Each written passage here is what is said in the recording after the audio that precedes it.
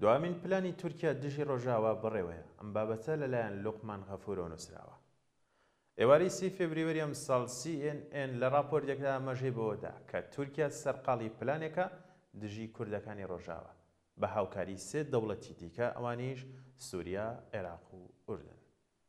راپۆرتەکە ئاماژەی بە لێدوانێکی وەزیری دەرەوەی تورکیا داوە کە لەگەڵ سووریا و عێراق و ئوردن کۆ دەبنەوە بۆ بەرەنگاربوونەوەی پاشماوەکانی گروپی دەوڵەتی ئیسلامی داعش کە هەنگاوێکە وا لە ئەمریکا دەکات کە پەیوەندیەکانی لەگەڵ چەکدارە کوردەکان لە سووریا بپشڕێنێت.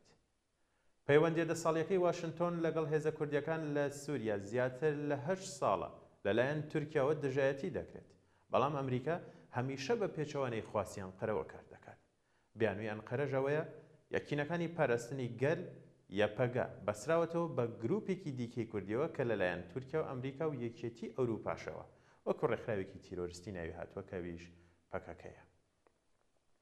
ئەمریکا ئەوەی لەبەر چاوە کە لە شەڕی دژ بە داعش یەپەدە کە ناوکی هەسەدەیە چ ڕۆڵێکی گەورەی دژ بە داعش گێڕاوە، بەڵام هاکان فیدان وەزیری دەرەوەی تورکیا وتی کێشەی بنەڕەتی ئەوەیە کە یەپەگە پاسەوانی ئەو زیندانە دەکات کە داعشی تێدا دەست بەسەرە و لە زینداندا دایانهێڵێتەوە، ئەوان هیچی تر ناکەن. بەڵام سەرچاوەیەک لە وەزارەتی دەرەوەی ئەمریکا بە CNN وتوە فیدان بێئاگایە لە ڕۆڵ و ئازایەتی کوردەکان لە سووریا دژی داعش، هەرچەندە فیدان ئاماژەی بەوەش کردووە تورکیا، عێراق، سووریا و ئوردن پێویستیان بە پێکەوەبوون هەیە بۆ شەڕی داعش. وتیشی ئێمە توانای ئەوەمان هەیە و ئەوە ئەو هەنگاوەیە کە وەکو 4 وڵات لە داهاتوویەکی نزیکدا ئەو ڕۆڵە دەگێڕین. ئێمە پێشتر گفتوگۆی سەرەتاییمان بۆ ئەو پرۆسەی ئەنجامدا.